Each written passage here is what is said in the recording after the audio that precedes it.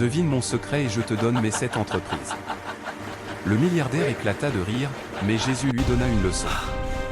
Imaginez-vous un soir comme les autres, affalé dans votre canapé, zappant d'une chaîne à l'autre You have sans to rien believe trouver me, it wasn't my d'intéressant, fault. quand I don't soudain, want to hear it. vous vous arrêtez. It's over now. Please, Sur just l'écran, listen. un homme dans un costume sur mesure valant des milliers d'euros, une montre en or massif au poignet, un sourire arrogant figé sur le visage, vient de lancer un pari qui laissera sans voix 5 millions de téléspectateurs.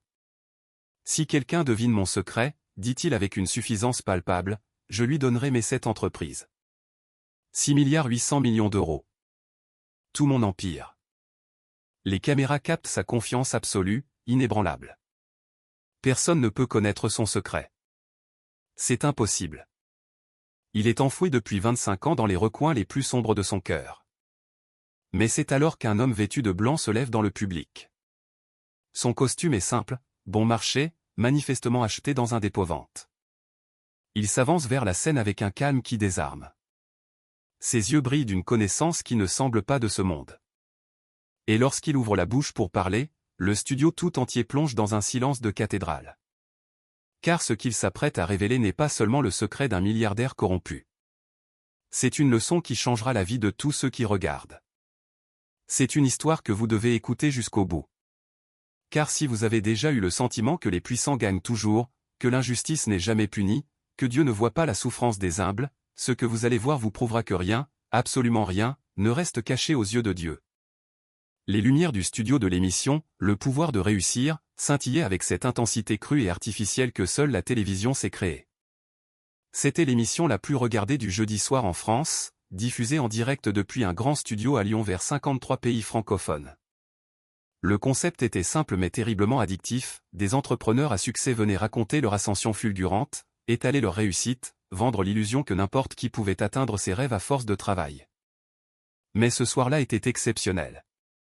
L'invité vedette n'était pas un entrepreneur ordinaire, c'était Stéphane Dubois, 51 ans, les cheveux impeccablement coiffés en arrière avec un gel importé, une mâchoire carrée qui semblait taillée dans le granit, et des yeux gris qui toisaient le monde avec cette supériorité que seul l'argent peut acheter.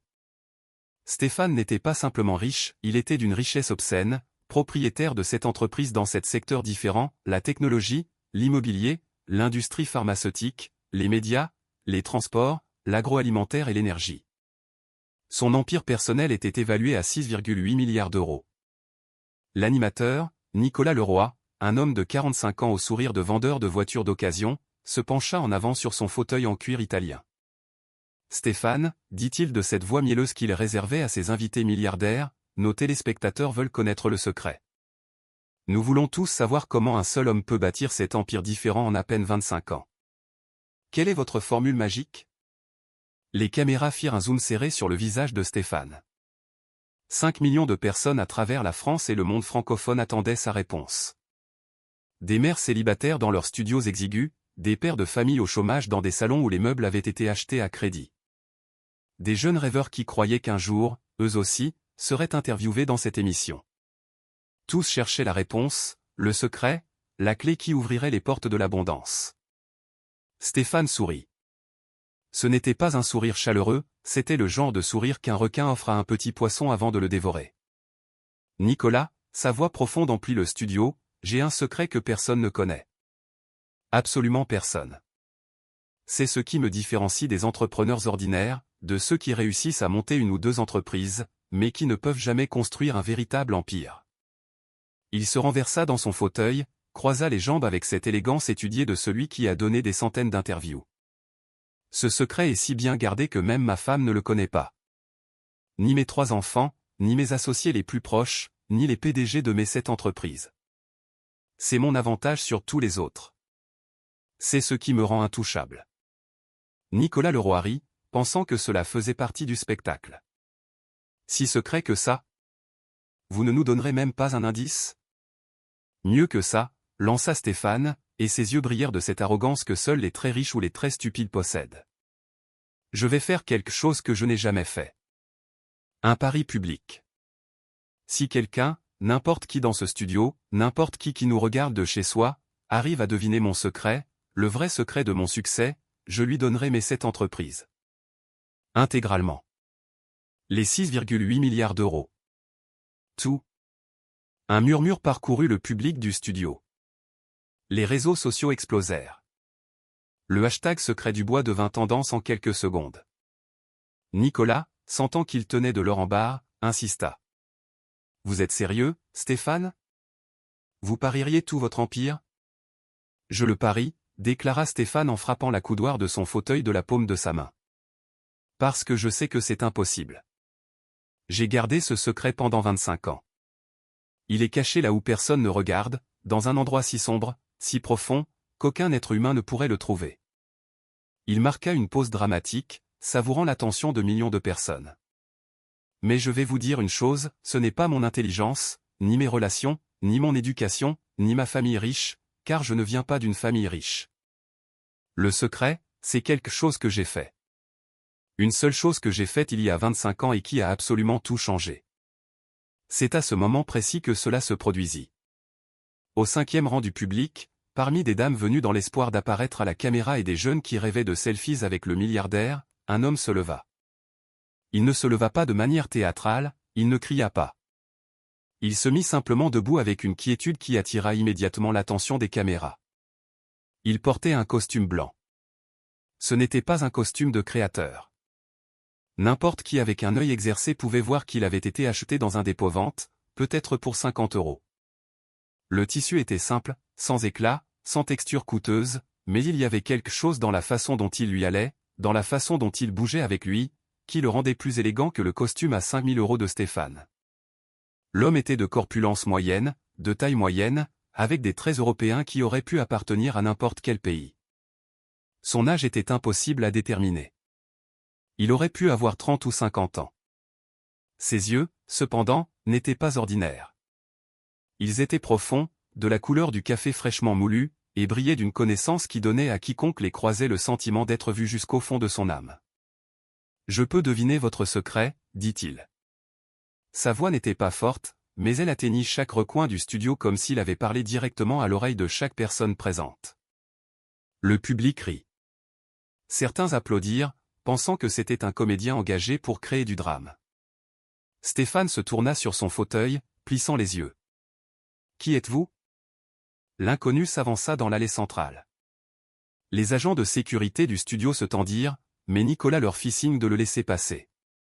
C'était de l'or pour l'audimat. « Je suis quelqu'un qui connaît les secrets que les hommes cachent dans les ténèbres, » répondit l'homme en blanc. « Des secrets qu'ils enterrent si profondément qu'ils croient qu'ils ne reverront jamais la lumière. Acceptez-vous le défi de votre propre pari, Stéphane Dubois ?» Stéphane regarda Nicolas, qui salivait presque à l'idée des points d'audience. Il regarda les caméras, sachant que des millions de personnes le regardaient. Il calcula rapidement. Cet homme était de toute évidence un fou, un illuminé en quête d'attention. Il n'y avait aucune chance qu'il sache quoi que ce soit, et l'humiliation publique de cet étranger lui ferait les gros titres pendant des semaines. « Allez-y » s'exclama Stéphane, ouvrant les bras dans un geste magnanime. « Vous avez une chance. Si vous devinez mon secret, le vrai secret de mon succès, je vous donne les 7 entreprises devant 5 millions de témoins. Tout sera légal, tout sera documenté. Mais quand vous échouerez, quand vous prouverez que vous n'êtes qu'un autre rêveur qui croit savoir des choses qu'il ne sait pas, vous quitterez ce studio humilié. Marché conclu ? » L'inconnu hocha tranquillement la tête. Marché conclu. Et il commença à marcher vers la scène. Les producteurs dans la régie étaient euphoriques. C'était de la télévision parfaite, un drame imprévisible en direct.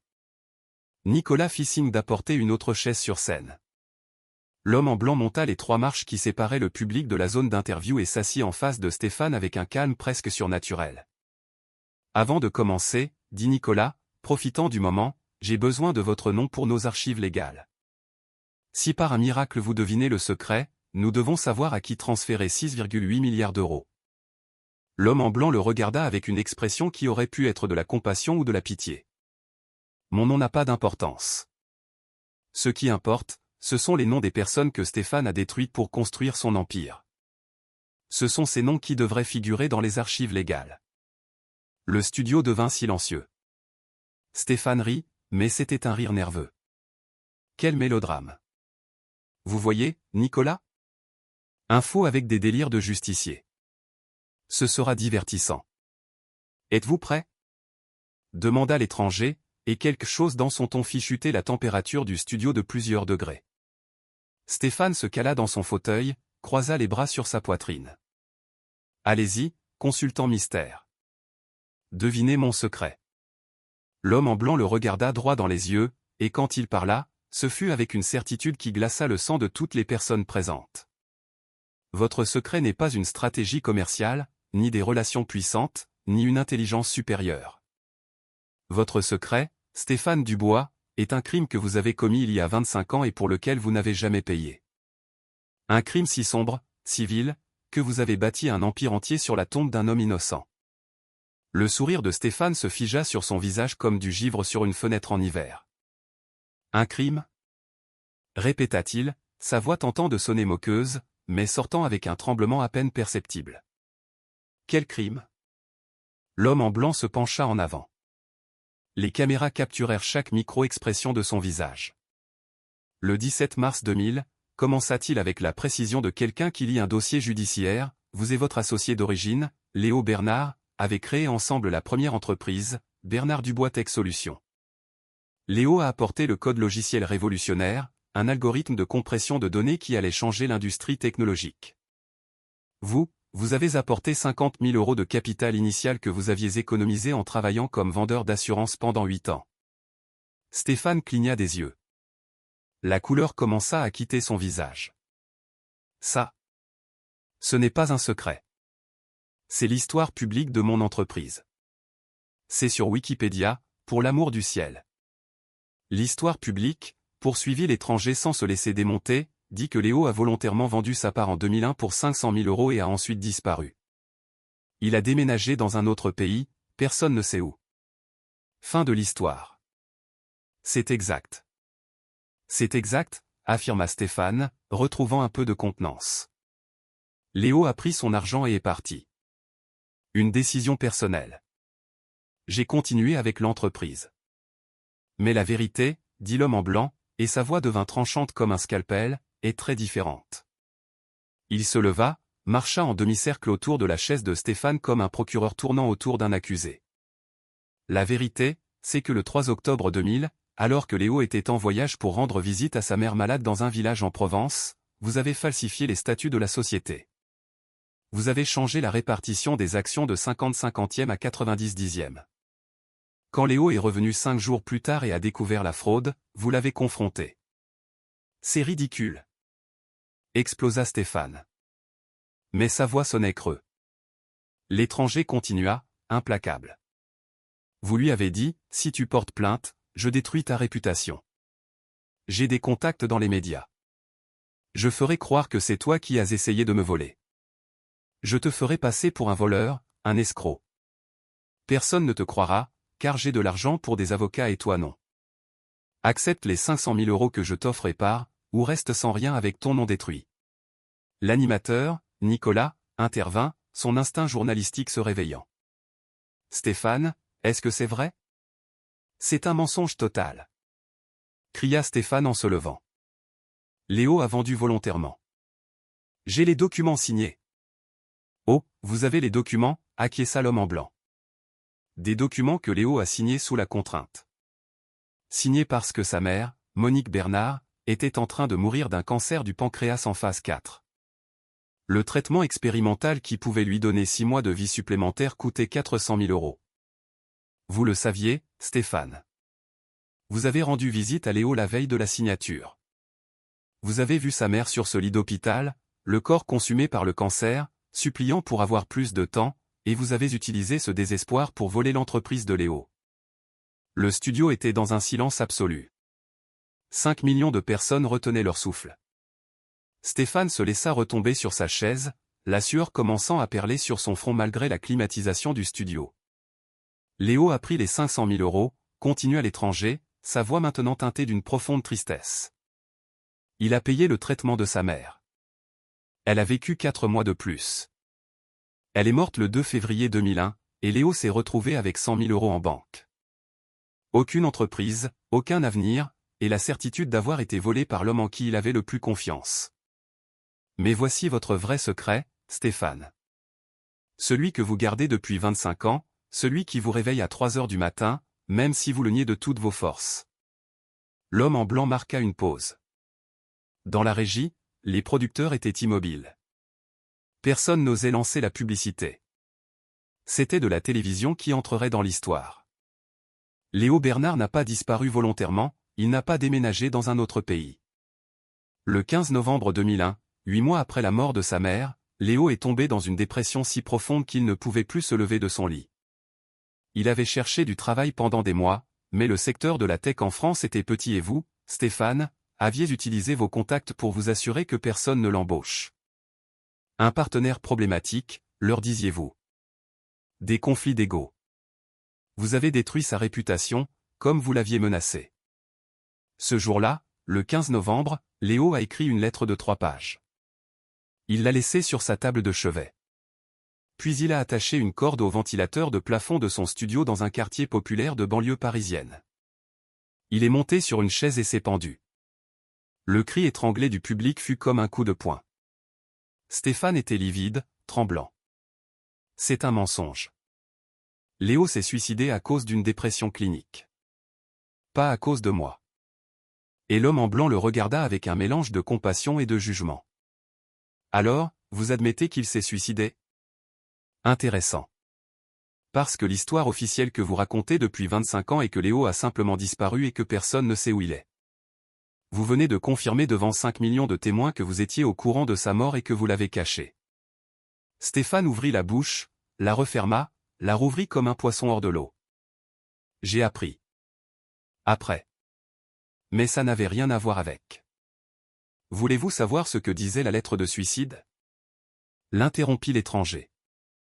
Sa voix était douce maintenant, mais chaque mot tombait comme une pierre dans un lac calme. C'est sa concierge qui l'a trouvé, quand l'odeur a alerté les voisins. 3 jours plus tard. La police a classé l'affaire comme un suicide dû à la dépression, mais la lettre disait « Stéphane Dubois m'a pris mon rêve, mon avenir, ma raison de vivre. Il a bâti son empire sur mon code, mon travail, ma vie. Et quand ma mère est morte, j'ai réalisé que j'avais tout donné pour rien. Je n'en peux plus. Pardonne-moi, maman. Pardonne-moi, Dieu. » Des larmes commencèrent à couler sur les joues de plusieurs personnes dans le public. Nicolas Leroy, qui animait cette émission depuis 12 ans, était paralysé sur sa chaise, incapable de formuler la moindre question. Votre secret de réussite, déclara l'homme en blanc, c'est que vous avez construit un empire de 6,8 milliards d'euros sur le logiciel que vous avez volé à un homme mort. Un homme que vous avez poussé au suicide. Bernard Dubois Tech Solutions. Devrait s'appeler Bernard Technologies. Chaque euro que vous avez gagné est taché du sang de Léo Bernard. Stéphane pleurait maintenant, ses mains couvrant son visage. S'il vous plaît. S'il vous plaît, éteignez les caméras. Pourquoi? Demanda l'étranger. Avez-vous honte que le monde voie la vérité? Pendant 25 ans, vous avez vécu comme un roi sur un cadavre, et maintenant vous voulez de l'intimité? Il baissa la voix, mais le micro capta chaque mot. Mais ce n'est que la première entreprise, Stéphane. Voulez-vous que je continue? Voulez-vous que je raconte aux 5 millions de personnes qui nous regardent comment vous avez obtenu les 6 autres entreprises? Stéphane Dubois était piégé. Cela se voyait dans ses yeux, dans la façon dont ses mains tremblaient en s'agrippant aux accoudoirs de son fauteuil en cuir italien. Le studio tout entier attendait. 5 millions de personnes à travers la francophonie avaient les yeux rivés sur leur écran. Les téléphones portables enregistraient. Les réseaux sociaux étaient en feu. Les 6 autres entreprises, répéta Stéphane d'une voix brisée, je les ai construites à la sueur de mon front, avec des investissements intelligents. L'homme en blanc secoua lentement la tête. Voulez-vous que je leur dise la vérité, ou préférez-vous continuer à mentir? Silence. Stéphane ferma les yeux, vaincu.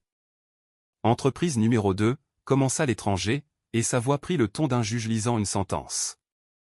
Dubois Immobilier. Année 2008. La crise financière mondiale frappe la France. Des milliers de familles perdent leur emploi. Elles ne peuvent plus payer leurs prêts immobiliers. Les banques entament les saisies. Il s'avança sur le devant de la scène, regardant droit vers les caméras. Vous, Stéphane, vous y avez vu une opportunité. Vous avez utilisé les profits de l'entreprise technologique volée pour acheter 40 propriétés saisies. Vous les avez achetées à 20% de leur valeur réelle. 40 familles, 127 personnes au total en comptant les enfants. Toutes ont perdu leur foyer. C'était légal, murmura Stéphane.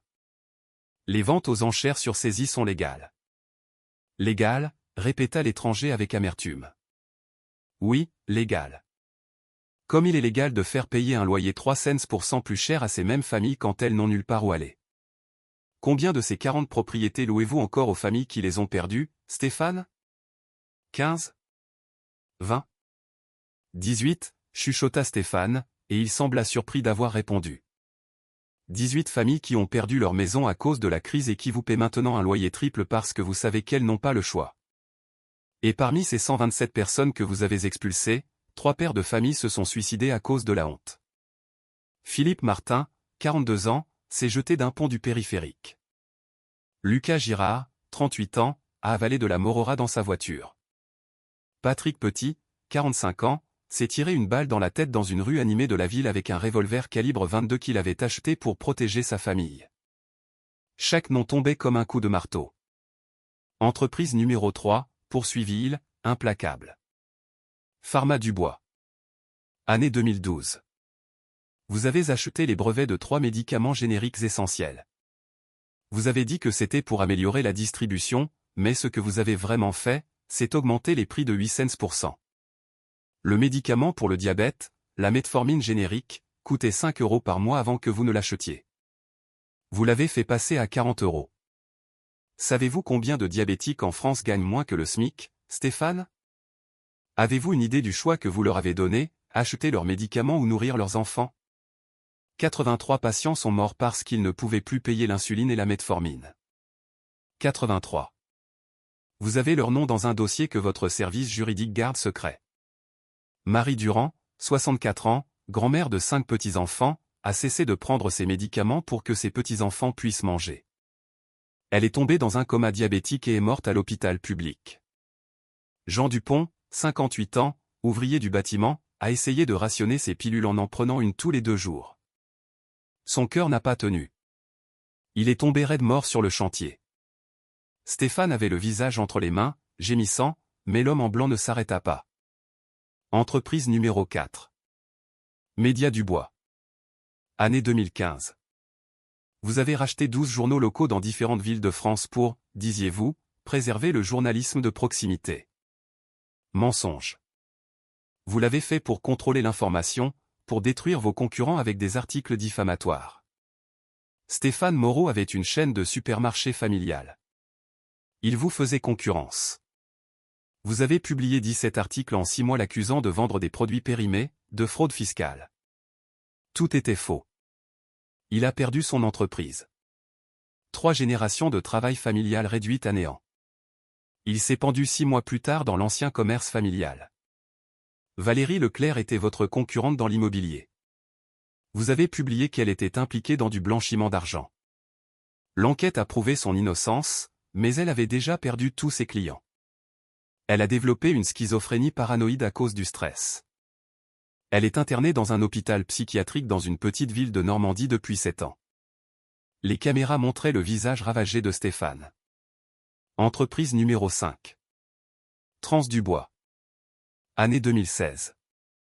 Vous vouliez des contrats de transport public avec l'État, mais il y avait des appels d'offres. Alors vous avez corrompu le sénateur Nicolas Fournier avec des millions d'euros. Il vous a donné les contrats exclusifs. Mais quand le parquet a enquêté sur Fournier en 2018, vous avez témoigné contre lui pour sauver votre peau. Vous l'avez livré en pâture. Nicolas Fournier purge une peine de 15 ans à la prison de Fleury-Mérogis. Vous êtes resté libre. Entreprise numéro 6. Ali Dubois. Année 2018. Vous importez des produits alimentaires bon marché d'Asie, mais ils contiennent des produits chimiques interdits en France, des conservateurs cancérigènes. Vos inspecteurs qualité vous l'ont dit, mais la marge bénéficiaire était 50% plus élevée. L'étranger sortit un papier plié de sa veste blanche. 47 cas de cancer directement liés à vos produits. Des enfants atteints de leucémie. Vous avez payé 15 millions d'euros en accord de confidentialité. Chloé Roussel, 9 ans. A mangé vos biscuits pendant 2 ans. Leucémie. 6 mois de chimiothérapie. Son père a dépensé toutes les économies d'une vie. Vous lui avez donné 200 000 € pour qu'il signe l'accord de confidentialité. Le traitement en a coûté 300 000. La famille a dû vendre sa maison.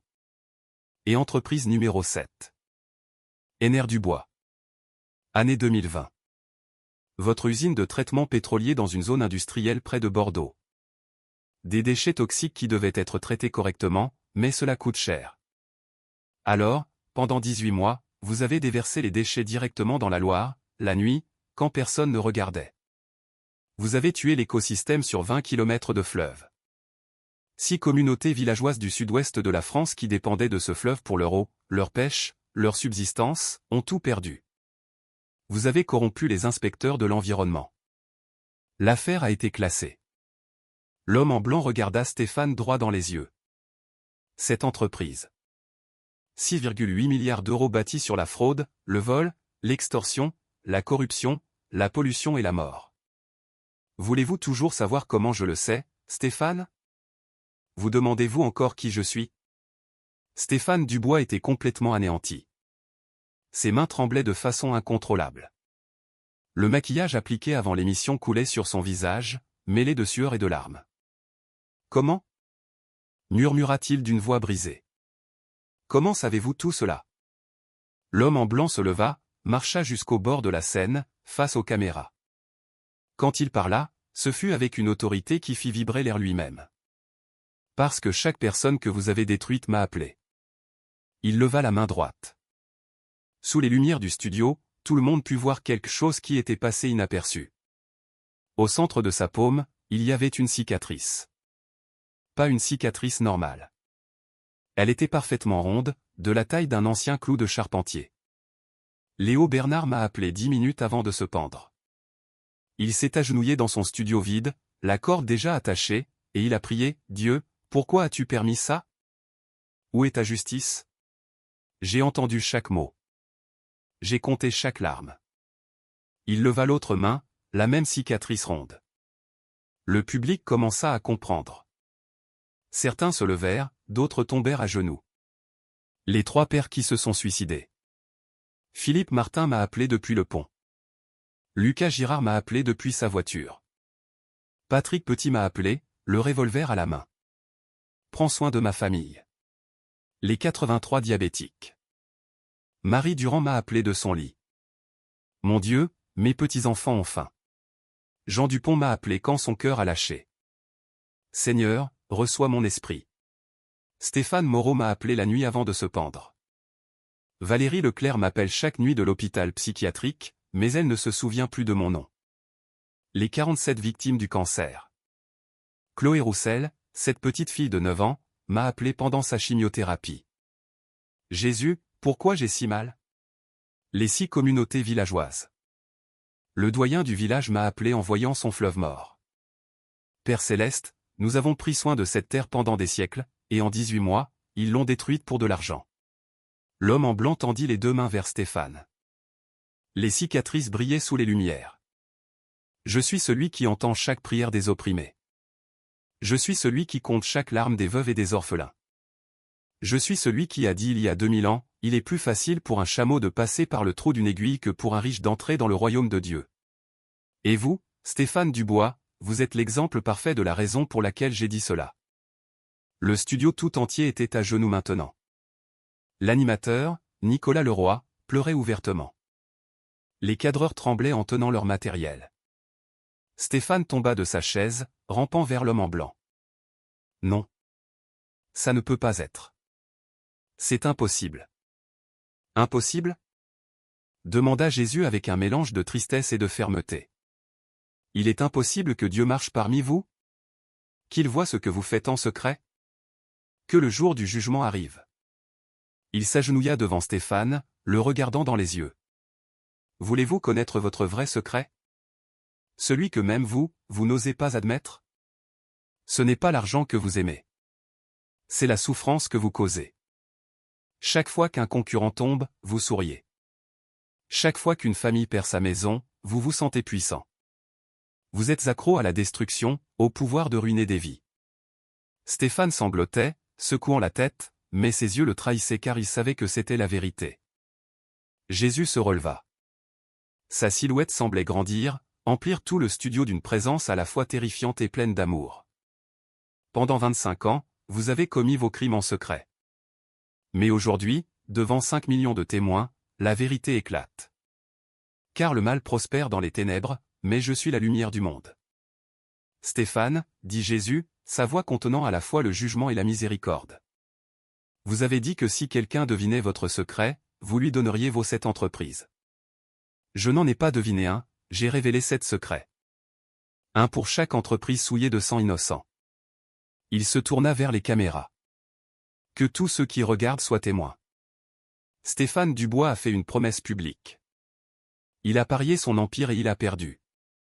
Le silence dans le studio était si profond qu'on pouvait entendre le bourdonnement électrique des projecteurs. Stéphane Dubois, l'homme le plus riche de France, était à genoux sur le sol de la scène, tremblant comme une feuille. Jésus se tenait devant lui. Stéphane, dit Jésus, et il y avait de la compassion dans sa voix, je t'ai posé une question il y a 2000 ans à laquelle tu n'as jamais répondu. Je te la pose à nouveau. Que sert à l'homme de gagner le monde entier, s'il perd son âme? Tu as dit que si je devinais ton secret, tu me donnerais tes 7 entreprises. Je n'en veux pas. Mais je veux que tu tiennes ta promesse d'une autre manière. Il s'agenouilla à nouveau face à Stéphane. Voici ce que tu feras, si tu veux un espoir de rédemption. Première entreprise, Bernard Dubois Tech Solutions. Tu la donneras entièrement à la famille de Léo Bernard. Sa mère est morte, mais il a 2 sœurs âgées qui vivent dans la pauvreté. Tu leur donneras l'entreprise qui leur revenait de droit. Deuxième entreprise, Dubois Immobilier. Tu créeras une coopérative pour les 127 familles que tu as expulsées. Tu leur transféreras la propriété de leur maison, sans hypothèque, gratuitement, et tu donneras 500 000 € à chaque famille en compensation. Troisième entreprise, Pharma Dubois. Tu la transformeras en une fondation à but non lucratif qui fournira des médicaments gratuits aux plus démunis. Quatrième entreprise, Média Dubois. Tu la renommeras Fondation Vérité et Réconciliation. Tu publieras des démentis complets pour tous tes mensonges. Tu verseras des compensations aux familles de Stéphane Moreau et Valérie Leclerc, et tu consacreras les journaux à enquêter sur la corruption, y compris la tienne. Cinquième entreprise, Trans Dubois. Tu la donneras à des organisations anticorruption. L'argent servira à enquêter sur les pots de vin et à protéger les lanceurs d'alerte. Et tu paieras de ta poche les meilleurs avocats pour Nicolas Fournier, pour tenter de réduire sa peine. Sixième entreprise, Ali Dubois. Tu créeras un fonds d'indemnisation pour les 47 victimes du cancer. Tu paieras tous leurs frais médicaux à vie. Tu paieras les études de leurs enfants. Et tu interdiras à jamais l'importation de produits contenant des produits chimiques dangereux. Septième entreprise, Ener Dubois. Tu consacreras 1 milliard d'euros au nettoyage complet de la Loire. Et tu donneras 500 millions d'euros aux 6 communautés villageoises déplacées pour qu'elles puissent retourner sur leurs terres ancestrales. Jésus se releva. Fais cela, Stéphane. Donne tout, perds ton empire, ne garde rien de matériel, mais sauve ton âme. C'est mieux d'entrer pauvre au royaume de Dieu que d'aller riche en enfer. Ou alors, refuse, garde ton argent souillé de sang et tu feras face aux conséquences, dans cette vie et dans l'éternité. Stéphane était paralysé.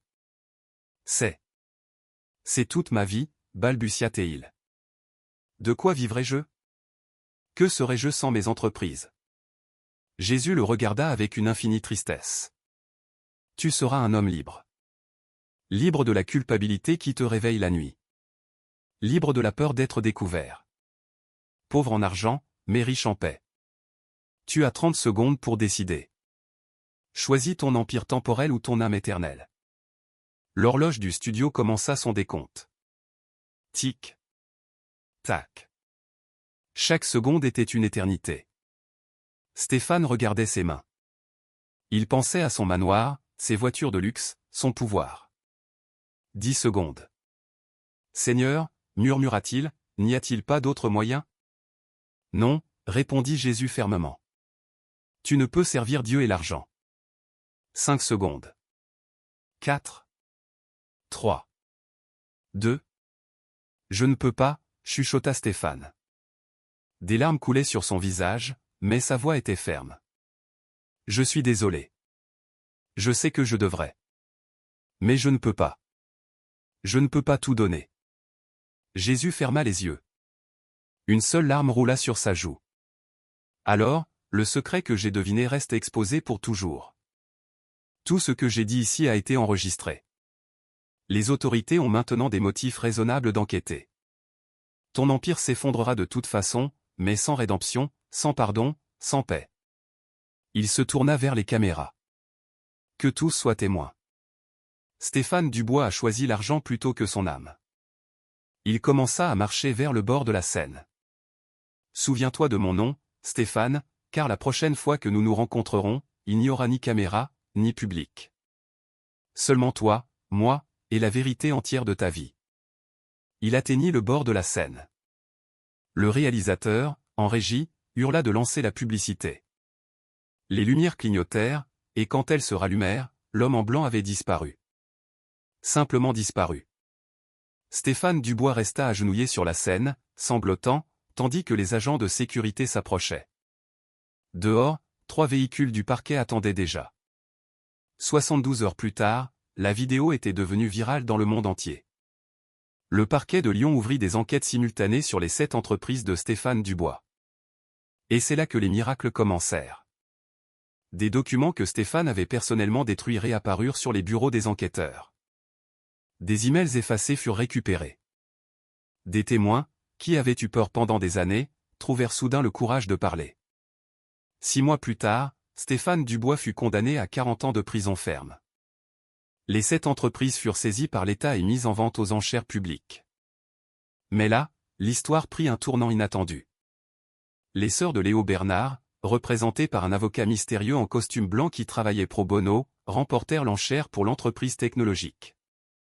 Elles la renommèrent « Technologie Bernard Seconde Chance » et l'utilisèrent pour aider de jeunes entrepreneurs honnêtes. Les 127 familles expulsées formèrent une coopérative, rachetèrent leurs anciennes propriétés et utilisèrent les bénéfices pour construire un complexe de logements sociaux. Pharma Dubois fut racheté par une fondation, qui baissa les prix des médicaments à leur niveau d'origine. Média Dubois fut acquis par un consortium de journalistes indépendants qui s'attaquèrent à la corruption. Une par une, les 7 entreprises construites sur le sang et la souffrance furent transformées en instruments de guérison et de justice. À la prison de Fleury-Mérogis, Stéphane Dubois partage sa cellule avec Nicolas Fournier, le sénateur qui l'a trahi. C'était réel ? Demanda un soir Nicolas. Stéphane, qui avait perdu 20 kilos, les cheveux grisonnants, hocha la tête. Oui, c'était lui. J'ai vu les cicatrices dans ses mains. Pourquoi n'as-tu pas accepté son offre ? Demanda Nicolas. Tu aurais pu sauver ton âme.